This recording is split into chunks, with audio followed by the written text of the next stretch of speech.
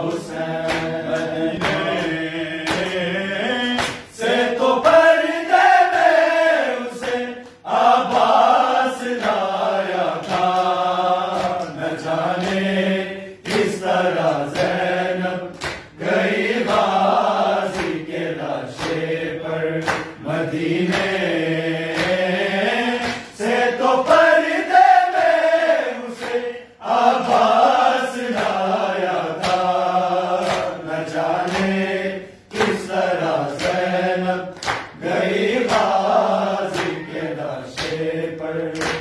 वो जब रोती हुई मक्तल से गुजरी, वो जब रोती हुई मक्तल से गुजरी, तो उठ उठ कर गिरा गाजी तड़प कर मदीने